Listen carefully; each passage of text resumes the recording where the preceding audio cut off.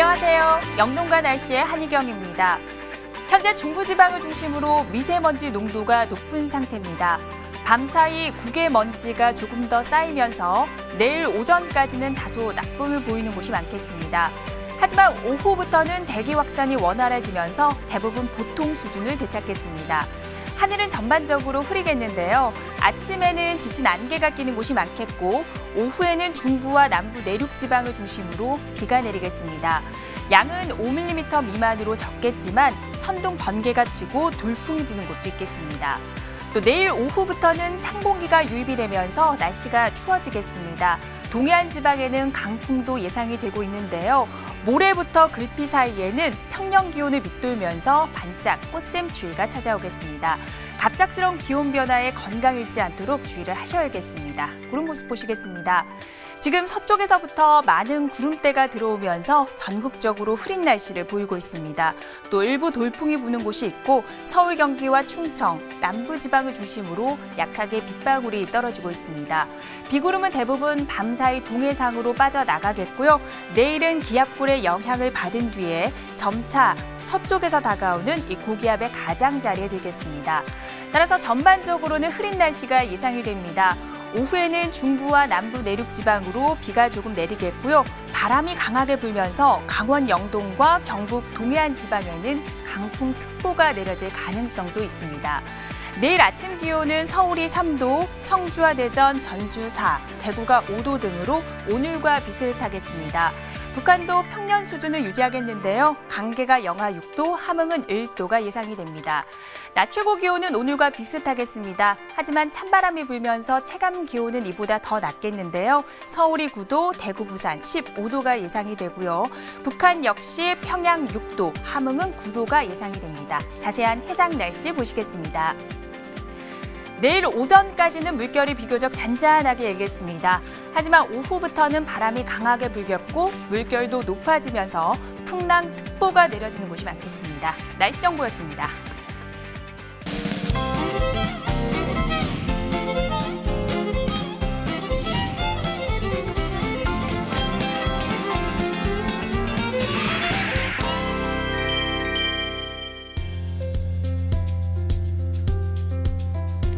날씨를 알면 농사가 보인다. 영동과 날씨 오늘은 MBS 한국농업방송의 조용철 전문위원과 함께 이야기 나눠보도록 하겠습니다. 안녕하세요. 안녕하십니까?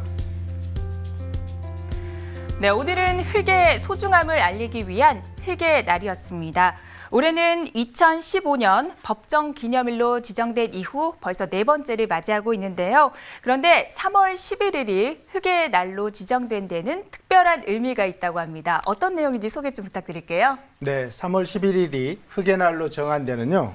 먼저 3월의 숫자 3은 우주를 구성하는 천지인의 3원을 상징하고 농업과 농촌 농민의 삼농, 그리고 뿌리고 기르고 수확한다는 삼농을 의미합니다. 또 11일은요. 한자로 10과 1을 더하면 흙토자가 되어서 흙을 상징하기 때문에 3월 11일을 흙의 날로 정했습니다. 네, 흙의 날처럼 농촌 가꾸기 위한 여러 가지 노력을 통해서 앞으로 농업 기술이 더욱더 발전했으면 좋겠습니다. 어제는 강원도와 충청, 이남 지방을 중심으로 비가 내리면서 먼지를 씻어줬습니다. 어제 비가 얼마나 많이 내렸는지 강우량을 살펴보도록 하겠습니다. 어제 내린 비의 양을 살펴보면 강원 남부 지방에는 1.3mm, 충북 남부는 2.4, 남부 지방은 14.1mm를 기록했습니다. 제주도는 40.8mm로 봄비치고는 다소 많은 양의 비가 내렸습니다. 어제 제주도에는 제법 많은 양의 비가 내리면서 건조함을 달래주는 데 큰 도움이 됐을 것 같은데요. 이런 단비가 농작물에도 좋은 영향을 줬을 것 같은데 어떻습니까?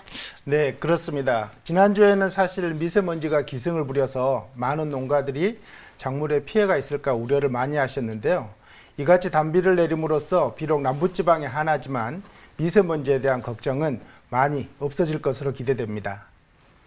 네, 이번 주에는 금요일에 전국적으로 비 소식이 있습니다. 한 주간 계획 세우실 때 참고하시면 좋을 것 같습니다. 이어서 오늘 영동과 날씨에서 다룰 주제를 미리 만나보도록 하겠습니다.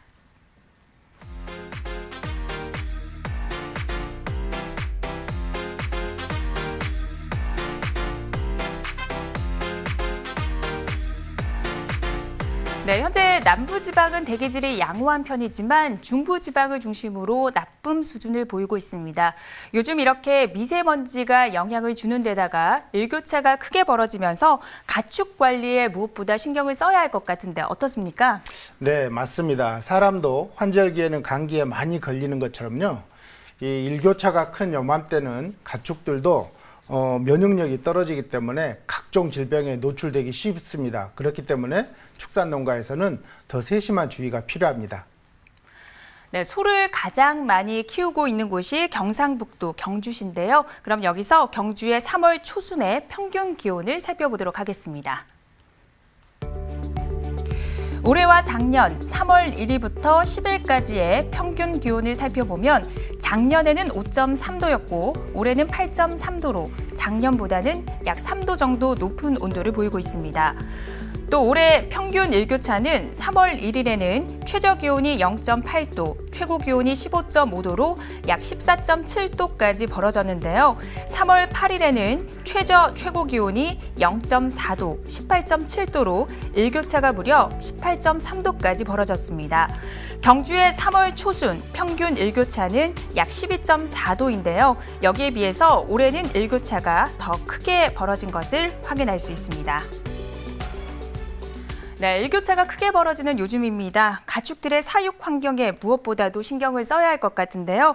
특히 소는 봄철에 어떤 점을 주의해야 합니까? 네, 이맘때 소를 사육하는 농가에서는 호흡기 질병과 소화기 질병을 특별히 발생하지 않도록 주의하셔야 하는데요. 아침 저녁으로 소들이 찬 공기에 노출되지 않도록 하는 것이 중요하고요. 이른 봄에 태어난 송아지는 저온에 의한 스트레스를 막기 위해 온도 관리에 신경을 쓰셔야 합니다. 또 번식 후의 경우에는 볏짚만 먹였을 때 비타민 A가 부족할 수 있기 때문에 사료 첨가제를 더해주는 것이 좋습니다. 네, 그렇다면 소가 호흡기 질병에 걸렸을 때는 어떤 증상이 나타나는지도 알려주시죠? 네, 한우나 젖소의 경우에는 대부분 질병 초기에는 사료의 섭취량이 줄고 평소와 다르게 움직이지 않으려고 하는 경향이 있습니다. 거기에다가 호흡기 질병에 걸린 소의 경우에는 정상소보다 복식호흡을 하거나 아니면 호흡의 횟수가 늘어나거나 심할 경우에는 헐떡거림이 관찰될 수가 있고요. 또 아픈 소는 혀로 코를 핥지 않기 때문에 코끝에 콧물이 매달릴 수가 있는데요. 이때 콧물의 양이 많아지거나 아니면 색깔이 변색이 되거나 또 악취가 날 경우에는 코나 호흡기에 뭔가 염증이 있다는 것을 알아야 됩니다. 네, 호흡기 질병을 예방하기 위해서는 무엇보다도 축사 내의 환경을 잘 유지시켜주는 것이 중요할 것 같은데요. 이 밖에도 어떤 예방법들이 있는지 소개 좀 부탁드립니다. 네, 소들의 호흡기 질병을 예방하기 위해서는 예방접종에도 특별히 신경을 쓰셔야 합니다. 일반적으로 소들이 다른 농장으로 옮겨갈 송아지의 경우에는 수송열 백신을 생후 1개월 내에 접종을 해야 폐렴 발생률을 줄일 수 있고요. 젖대는 시기에 맞춰서 4가지나 5가지 종류의 호흡기 질병의 복합 백신을 접종하셔야 합니다. 그리고 큰 소의 경우에는 매년 1번이나 2번 추가적인 백신 접종을 함으로써 농장의 면역 수준을 높게 유지하는 것도 좋습니다. 네, 철저한 관리를 통해서 농가에서는 피해가 없도록 대비 잘 하셔야겠습니다.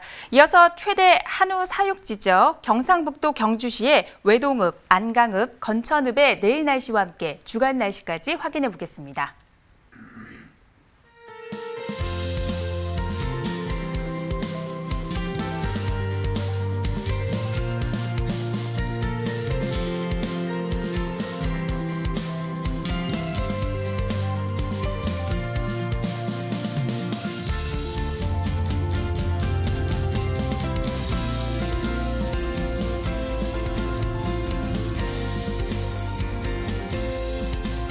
네, 경주는 이번 한 주 내내 일교차가 크겠고요. 수요일과 목요일에는 반짝 꽃샘추위가 예상이 됩니다.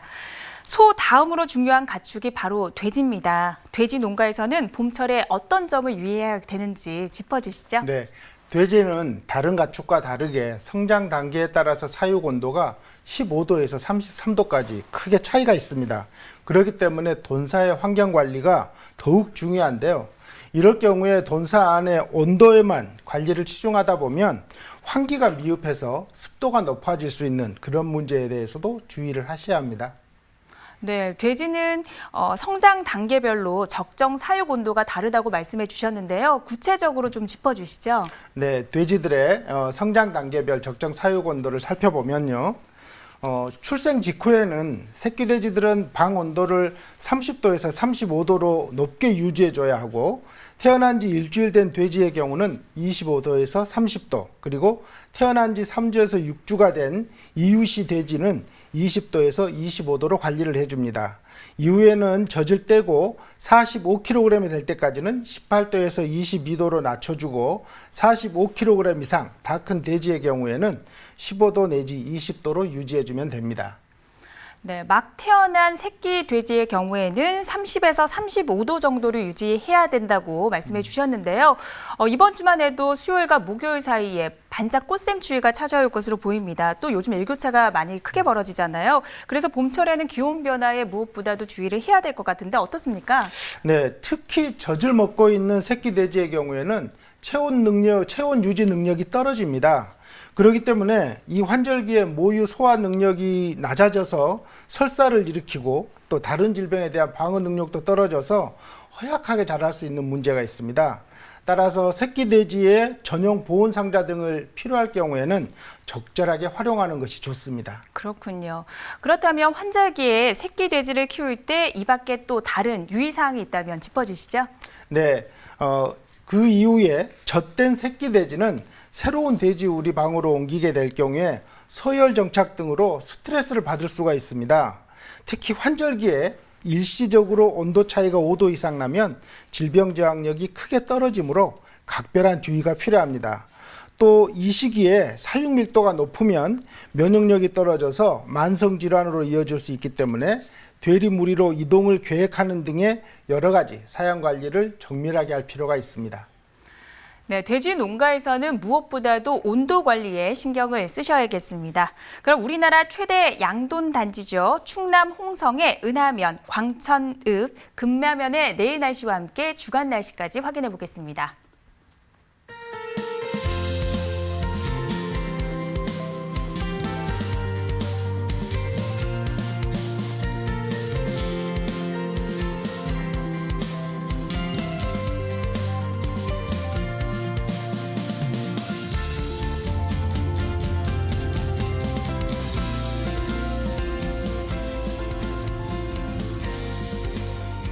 네, 홍성의 주간 날씨까지 확인해 봤습니다. 봄은 겨울보다 일조 시간이 길어지면서 닭을 키우는 농가에서도 유의할 사항이 많다고 하던데요. 네, 그렇습니다. 봄에는 일조 시간이 길어지기 때문에 닭들의 모든 활동이 활발해집니다. 그러므로 사료의 질과 양을 잘 조절해야 하여 살찐 닭을 예방할 수도 있고, 또 길어지는 일조 시간에 맞춰서 점등 관리를 정밀하게 잘 하셔야만 산란율 저하를 방지할 수 있습니다. 네, 닭은 일조 시간에 영향을 많이 받기 때문에 더욱더 각별한 주의가 필요한데요. 먼저 산란계 최대 사육지죠. 경기도 포천의 작년과 올해의 일조 시간을 비교해 보겠습니다. 3월 1일부터 3월 10일까지의 작년과 올해 일조 시간을 살펴보면 작년은 8.3시간이고 올해는 9.2시간으로 작년보다 올해 일조 시간이 약 1시간 정도 더 길게 나타난 것을 확인할 수가 있습니다. 네, 작년보다 올해가 일조 시간이 길어지면서 닭 사육 관리에 더욱더 신경을 써야 할 것 같은데요. 이외에도 어떤 점을 주의해야 할까요? 네, 이맘때 봄이 되면 일조 시간과 함께 닭들의 사육 환경 관리에도 철저하게 신경을 쓰셔야 합니다. 암모니아와 일산화탄소 등의 유해가스와 각종 병원균에 의한 생산성 저하를 막기 위해서는 적절한 환기가 필요하고요. 또 환기 시에는 좋은 기에 찬 공기와 따뜻한 공기가 섞여서 들어오도록 하는 것이 좋습니다.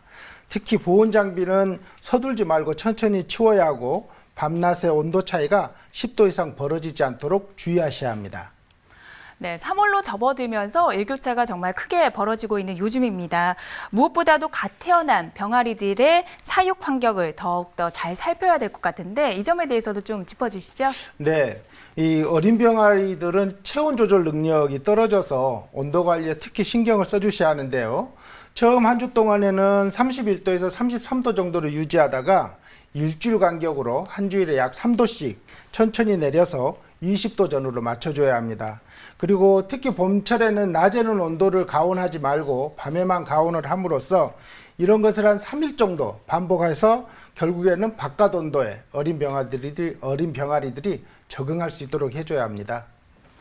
네, 다른 가축들에 비해서 사육 환경에 더욱더 민감한 닭 농가에서는 오늘 말씀드린 유의사항을 더 잘 지키셔야겠습니다. 이어서 산란기의 최대 사육 지역 경기도 포천의 가산면, 영중면, 영북면의 내일 날씨와 함께 주간 날씨까지 확인해 보도록 하겠습니다.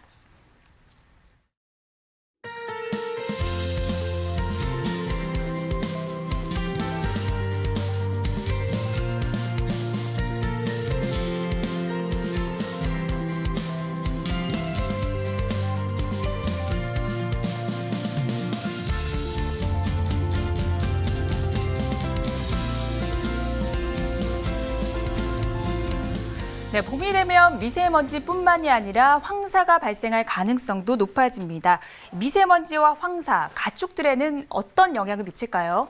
네, 황사와 미세먼지가 가축의 몸 안으로 들어오게 되면 폐렴과 같은 소화기 질환이나 또 결막염과 같은 안구 질환이 발생할 수 있기 때문에 주의하셔야 합니다. 네, 올봄은 예년보다는 황사가 더 자주 찾아올 것이라는 기상청의 예보가 있었는데요. 황사와 미세먼지 비슷한 듯 하지만 다른 거잖아요. 좀 차이점 좀 구별해서 알려주시죠. 네, 맞습니다. 황사와 미세먼지는 가장 큰 차이는 성분에 있는데요. 황사는 중국 몽골의 고비 사막지대에서 불어오는 주로 토양 성분으로 되어 있는 흙먼지로 농작물 등의 생육을 방해하기도 하지만 한면으로는 토양의 산성 예방에도 도움이 되기도 합니다.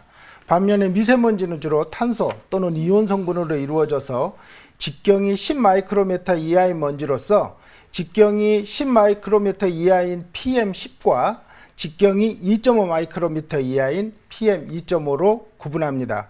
미세먼지는 코 점막을 통해서 걸러지지 않고 흡입 시에는 폐포까지 직접 침투해서 천식이나 폐질환을 일으킬 수 있습니다.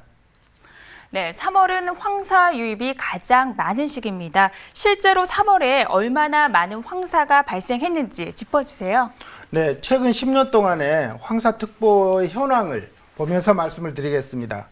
2007년부터 2016년까지 10년 동안의 황사특보를 정리해 보면요. 1월에는 한 번도 없었고요. 2월에는 30회, 3월에는 61회로 가장 많았습니다. 이때 요맘때는 특히 황사 이외에도 계절풍을 타고 오는 각종 먼지와 또 꽃가루 등의 영향으로 대기 중에는 미세먼지가 농도가 높아질 수 있기 때문에 축산농가는 이에 대해서 미리 예방해서 가축들의 피해가 없도록 하시는 것이 좋겠습니다. 네, 그렇다면 가축들이 황사나 미세먼지에 노출이 됐을 때는 어떻게 대처하는 것이 좋을까요? 네, 가축들이 황사나 미세먼지에 노출이 됐을 때는 먼저 몸에 붙은 이물질들을 털어낸 뒤에 구연산 농약 소독제를 이용해서 소독을 해주셔야 합니다. 하지만 여기서 그치지 마시고 황사와 미세먼지가 끝난 뒤에도 2주간 정도 가축들의 질병 발생 상황을 잘 살피셔서 혹여 이상이 있을 경우에는 즉시 가축 방역기관에 신고를 하셔야 합니다. 알겠습니다. 오늘은 봄철 가축 관리에 대해서 알아봤는데요. 오늘 방송 내용을 한 번 더 정리해 보도록 하겠습니다.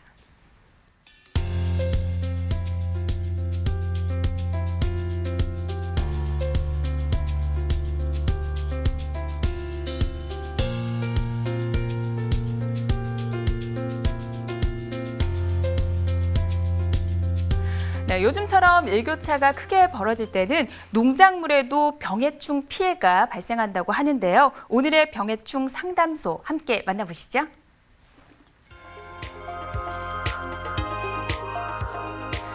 경북 고령군 고령읍에서 토마토를 키우는 농민께서 의뢰하신 내용입니다.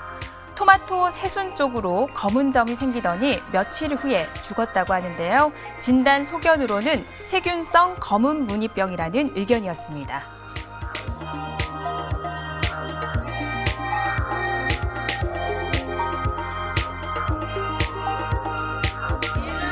네, 토마토를 죽게 만드는 세균성 검은 무늬병, 어떤 병인지 알려주세요.